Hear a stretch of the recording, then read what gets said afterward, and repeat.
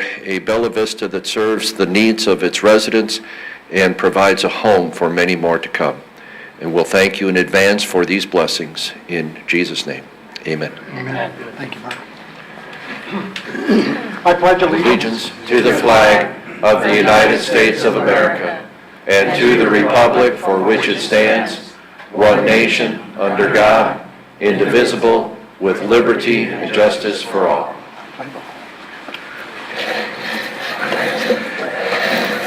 Mr. Jerkson, roll call. All right. Alderman Morgan. Here. Alderman Flynn. Here. Alderman Anderson. Here. Alderman Wozniak. Here. Alderman Fowler. Here. All present and accounted. Thank you. The next order of business is citizens' input. There isn't any this evening. Move on to approval of minutes of the November 28th regular meeting. Are there any errors or omissions? Seeing none, I would entertain a motion to approve. So moved. Second. Thank you. Okay. Show hands. I think Jason would prefer to move into a roll call. Do you want to do that? Yeah. Let's do a roll call. Okay, very good. Alderman Fowler. Here. No, this is aye or nay for This is on the approval of the minutes. From the last meeting. Approve. Yes or no? Yes. Okay. I'm sorry. Alderman Wozniak. Yes. Alderman Anderson. Yes. Alderman Flynn. Yes. Alderman Morgan. Yes. Carried. The next is the November financials. In the back, there are two high-level sheets. One is our asset balance, and the other is the monthly fund summary. Just very briefly, on our revenues, we're year-to-date $636,000 ahead of the budget. And on the expense side, we are currently underrunning by $741,000. I should mention that a little over $200,000 of that has just recently been sent off to pay for the new ambulance that arrived last Wednesday, Chief? Friday? And Alderman Anderson, I'm sorry, it's a Ford. Are there any questions about the budget? You might as well order the engine now. As you can see, Fords aren't the favorite. If there's no further, I would entertain a motion to approve. So moved. Second. And we'll do a roll call again since we're going to change. Okay. Alderman Anderson. Yes. Alderman Flynn. Yes. Alderman Morgan. Yes. Alderman Fowler. Yes. Alderman Wozniak. Yes. Carried 5-0. Thank you. This is an evening of resolutions. So to begin with, I'd entertain a motion to suspend the rules. We don't need to if it's only resolution. Oh, that's right, because it's on, yep. So we'll strike that out. First is a resolution authorizing the mayor and clerk to enter into an agreement with Traffic Engineering Consultants, Inc. for the U.S. Highway 71 traffic signal retiming project and for other purposes. This, if you remember, was brought before council last month, and we agreed to table it for a month pending meetings with state. I'm pleased to tell you that last Wednesday, Alderman Anderson, myself, Mr. Sunnison, and Mr. Kelly met with representatives from state, county, and Bentonville. The purpose of the meeting was to, first of all, find out who currently owns and is responsible for the operations and the timing, and who should own it, and what should we be doing in the future. Bentonville signed an agreement back in 2005 with state, saying that they would be responsible for it. Back in those days, there was no city of Bella Vista, and Lowe's had just been built, and a new intersection had been put in, so Bentonville stepped forward. Since then, times have changed. We are now a full-fledged city, and we did discuss the possibility of Bella Vista taking the timing, and our friends over in Bentonville retaining the actual maintenance. It became apparent that that probably wasn't going to work very well, and so I'm going to suggest to council, and I'll bring it to you in a proper format next month, that the best course of action, frankly, is for the city of Bella Vista to enter into a permit agreement with the state and take responsibility for the maintenance and the lights at the intersection. I believe that this is in the best interest of our residents who bear the brunt of the traffic congestion. The main cost is related to hardware and software upgrades within the box. We've already upgraded the central controller earlier this year for just under $4,000. And there are some other motivators that I believe are important. Number one, as I mentioned, the city of Bentonville has little or no motivation to operate the lights. One of the participants at the meeting was a lawyer for state, and she made a very interesting comment in as much that most cities would clamor to be able to get the main intersection where the lights feed signals back upstream. And that's exactly what the lights at 40 and 71 do. They send signaling back to the lights at Mercy Way and also at Reardon. I would like to be in control of that, not have our neighboring city in control of that, so that we can ensure proper flow. We also need to plan for the future. During the meeting, we talked about what the interchange would look like probably many moons from now, after the roundabout is in, and then they will eventually take it out once the link with Missouri is made. And there will be lights there which will not be owned by Bella Vista, but we will have to coordinate with them and make sure that there's proper timing and flow. I do want to stress that if you agree with my proposition, this is not a silver bullet. This will not fix the congestion down at 71 and 40 during peak periods. There is just too much traffic.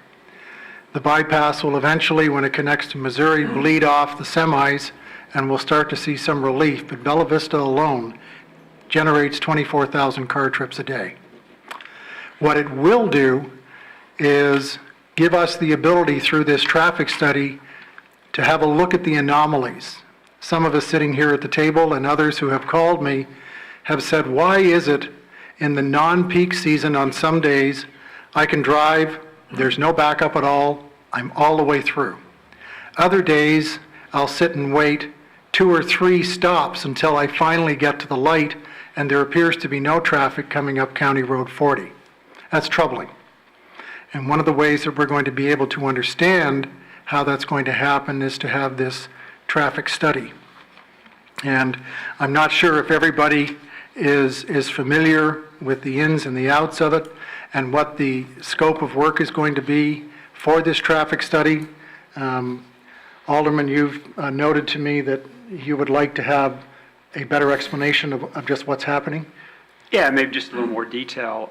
During the work session last Monday, I just asked a question about what would success look like.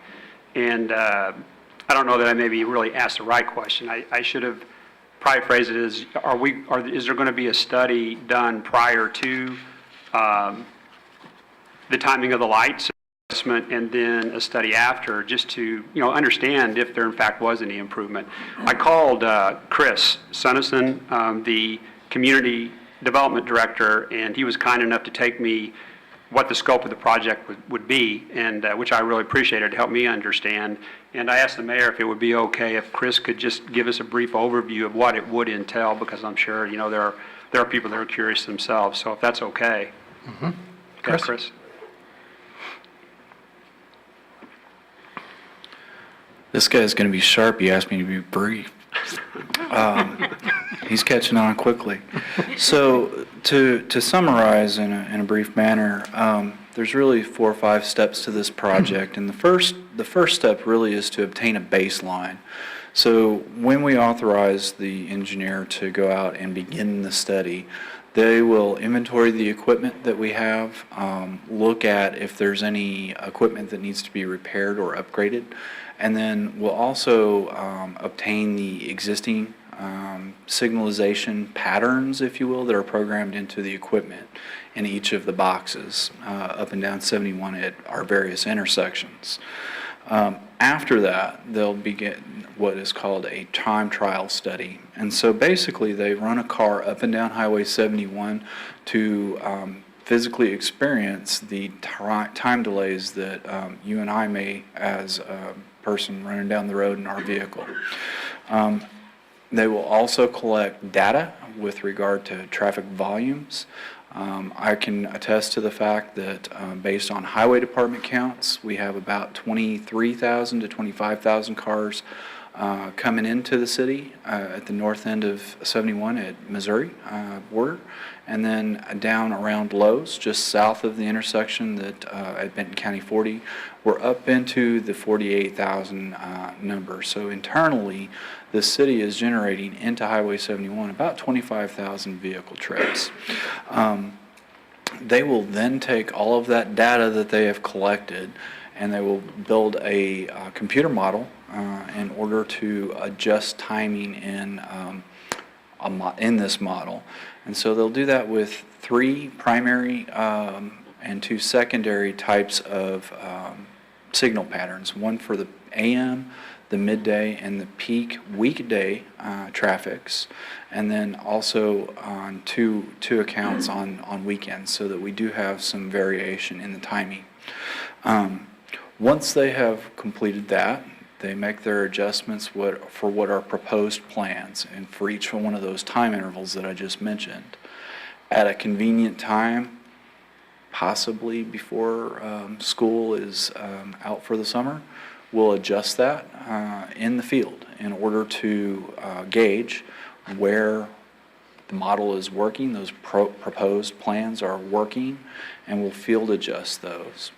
Once those are implemented and they seem to be working with regard to the traffic flows that they're observing in the field, then we do an after study to see what improvement has been made. So you have a baseline that you're measuring against, and then we're looking at what happens after the fact. And that is as brief as I can And then be. they'll report on that. Yes, sir. Okay, right. Yeah, thank you. Sir?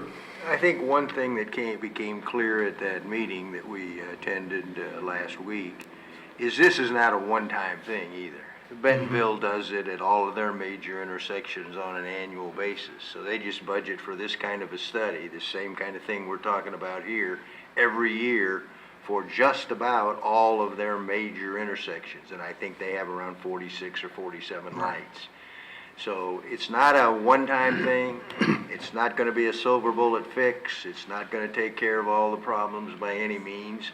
But if we can make some progress at helping some of the traffic get through, especially at the non-peak times where it's got to be real aggravating right now for the folks going south on 71 to make 3 stops at the light at Benton County 40, and when they get to Benton County 40, there's not a single car on either side of that light. Right. And that happens quite frequently now. So it hasn't been changed. The timing has not been changed for approximately to any significant amount for about 5 years.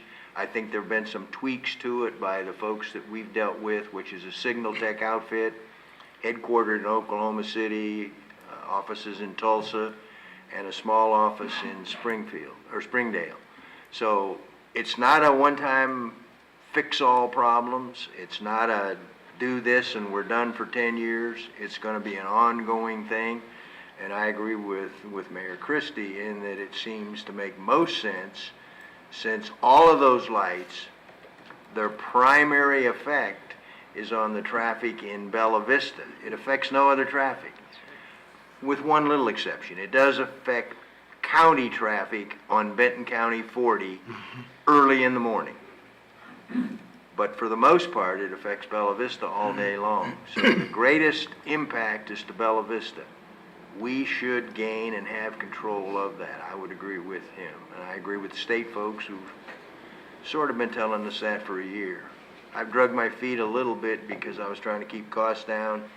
Bentonville's got some money. They were putting money into the maintenance. I'm not sure the maintenance, just the maintenance part that Bentonville has been taking care of, is going to be a great amount. I don't think it's going to be a super sizable amount. And I should add, you remember our discussion about insurance and what happens if Yeah. somebody hits the post? And I did hear back from AML, yes, we can get insurance. The normal amount that most cities get is $175,000 per occurrence, and that costs $280 a year. That's probably well worth doing, Yeah. because our primary cost or our biggest cost would be to some type of, either accident where a semi knocked down the traffic light, the whole standard and everything. That would be a pretty sizable expense. As long as they had insurance, that would help considerably, but there are some uninsured folks out there who, it would be our catastrophe then, not theirs. If we had a tornado or a windstorm, or I don't know what other kind of natural occurrence could occur, but whatever that would knock those stanchions down and those lights down, that would be our biggest expense, because it does cost, I think it cost us about $180-some thousand to put the last light in we put down in Reardon. So it's not a cheap thing. But if we could get insurance for that part of it, again, we're not talking about a super amount of maintenance cost. No. Thank you, Alderman. Anybody else? All righty. I'd entertain a motion to approve the resolution, please. So approved. So moved. Second. Okay. Alderman Morgan. Yes. Alderman Flynn. Yes. Alderman Wozniak. Yes. Alderman Anderson. Yes. Alderman Fowler. Yes. Carried 5-0. Thank you. The next is a resolution authorizing the mayor and city clerk to enter into an agreement with Garver LLC for on-call engineering, planning review, and surveying services. This is an annual contract that we sign after going to bid. Chris, I think you said you had 20 responses? 22? And Garver was the winner? Are there any questions about this? Recommend approval as presented. Thank you. Second? Second. All right. Alderman Fowler. Yes. Alderman Anderson. Yes. Alderman Morgan. Yes. Alderman Flynn. Yes. Alderman Wozniak. Yes. Carried 5-0. Thank you. The next is a resolution authorizing the mayor to accept a contract with the Bella Vista Property Owners Association for monitoring water quality in specific locations and for other purposes. This is an annual resolution. It's part of the federal mandated stormwater runoff program. Are there any questions? Motion to approve? So moved. Second. Thank you. All right. Alderman Flynn. Yes. Alderman Wozniak. Yes. Alderman Morgan. Yes. Alderman Fowler. Yes. Alderman Anderson. Yes. Carried 5-0. Thank you. The next resolution authorizing the mayor and city clerk to enter into a contract with Superior Auto Group of Springs pursuant to a state procurement contract for the purchase of two 2017 Dodge Charger police vehicles in the total amount of $46,516 for usage by the police department. As I mentioned at the work session, one is for the new officer that we will be hiring and starting at the beginning of the year that was approved in the budget, and the second is to replace a vehicle that unfortunately was totaled in a recent accident. Thankfully, no one was hurt.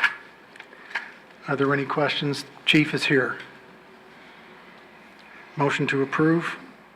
So So- move. Second. Thank you. All right. Alderman Morgan. Yes. Alderman Flynn. Yes. Alderman Wozniak. Yes. Alderman Fowler. Yes. Alderman Anderson. Yes. Carried 5-0. Thank you. The next resolution authorizing budget funding transfers between departments in the 2016 annual city budget. As was mentioned at the work session, this is an annual resolution that is passed by most cities as we balance the books for the end of the year, because we're basing our accounting on a cash principle. If you look at the November statements, there isn't much to move around, and we're still committed to put at least $200,000 back into the reserves for the beginning of the year. Are there any questions, sir? Yeah, I was wondering, by the end of the year, will we get a breakdown of what the transfers were between departments? Yes. What I will do is, it won't be by the end of the year because we'll keep the books open for 2 weeks. But at the end, when it's closed, we will send you out with the final December year-end a full listing of what was moved from where. Yeah. Okay, so you can see it. Good question. Anything else? All righty, motion to approve. Second. Thank you. Okay. Alderman Wozniak. Yes. Alderman Anderson. Yes. Alderman Fowler. Yes. Alderman Flynn. Yes. Alderman Morgan. Yes. Carried 5-0. Thank you. The next resolution revising and approving the City of Bella Vista Employee Handbook effective January the 1st, 2017. I know that there were some questions at the work session, and some of you have come in and met with Mrs. Cruz, our HR director. Mrs. Cruz is here again this evening to discuss any questions that you might have. I'll open the floor. Sir, Mr. Flynn? Well, I asked her a number of questions today, but I would just like to compliment Mrs. Cruz for all her good work on this, and also on the healthcare plan this year. I think she's doing a great job. Thank you. Alderman Fowler?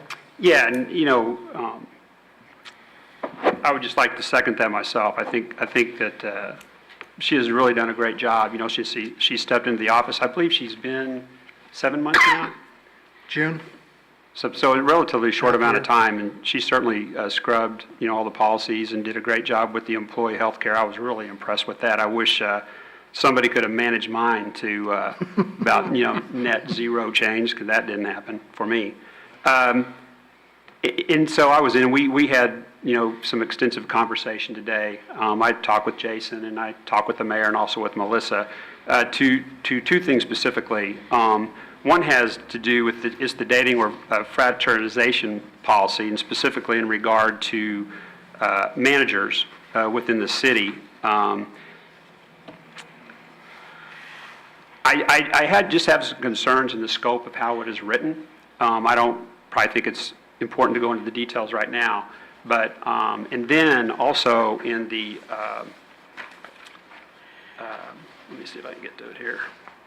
In the personal appearance, and of which I do believe there needs to be standards set in that regard. I just think in the way it was written, in most of these suggestions that are made is considered for what's appropriate. Gets a little bit into what may not be appropriate, and it's mostly in terms of dress. And I have some concerns when you start doing that opens up questions in regards to other types of personal appearance, and would we need to eventually go there and determine what may be appropriate or acceptable. I pulled some policies for some of our neighboring cities and reviewed those just to kind of see, how they approach those two topics, and maybe a little bit different than ours. So I don't want to do anything. I thought about maybe tabling the discussion possibly tonight and revisiting at the next meeting, or maybe even proposing an amendment. However, understanding in this whole policy that could affect payroll and things like that beginning January the 1st of the year. So I'll be honest with you up front, I'm going to go ahead and vote for it, but I may come back in January after having some more discussions with Melissa, Jason, and the mayor, after we've had some opportunity to review and maybe rewrite or reword. I may propose a resolution at that time. Okay, thank you. It is a living and breathing document. Right. So it's not cast in concrete. Yep. Appreciate your comments, sir. Anyone else? Recommend approval as presented. Thank you. Second. Okay, Alderman Morgan. Yes. Alderman Flynn. Yes. Alderman Wozniak. Yes. Alderman Anderson. Yes. Alderman Fowler. Yes. Carried 5-0. Thank you. Thank you, Mrs. Cruz. If you want to head back to your family, we certainly understand. The next is a resolution accepting the financial audit report presented by the Arkansas Division of Legislative Audit for the year ending December 31st, 2015. We were audited. There were no major findings whatsoever, and it was presented to the audit committee and approved. There is a copy of the audit with Mr. Jertson if you would like to see it. Are there any questions? I'd like to say one thing. The only point that was brought into the audit was one that's quite familiar to Alderman Anderson, and that's that not enough people hired to oversee cash control. I'm not an expert in that, but that is the comment that has been for the last several years, and so your resolution does have the same language in it you've always adopted with regard to responding to that particular. It's not a major finding in any way. It's a comment in the audit. So. And in fact, when Separation of duties, and it's Right. almost in every audit. it's almost every city State gets of- the same state of thing. Arkansas. Because I called many of the other cities and they have the same thing, but your point is taken. Thank you.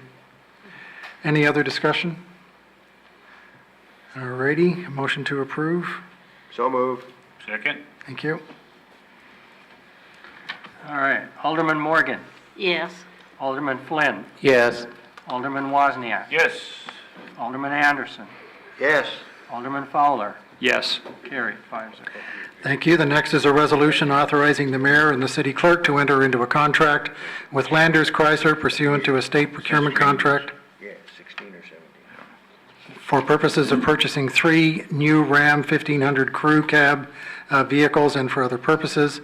This is for the Community Development Group. I think you've heard me all say this a few times, we're about to say farewell to the red Rocket, which is the red Jeep that is barely making it. It's also saying farewell, sorry Chief Sims, to a 2005 that you, I think, lent them many moons ago. It's 2001? Sorry, it's even older. Your generosity just exudes yourself, sir. And then we have a new employee starting that will be a code enforcement person that was in the budget, and that's where the 3. Are these 16 or 17? These are 17s? 16s? Okay. Good question. Any others? Alrighty, a motion to approve. So moved. Second. Thank you.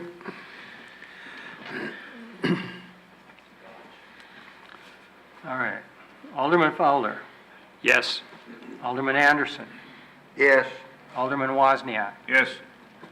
Alderman Flynn, Yes. Alderman Morgan, Yes. carried, 5-0.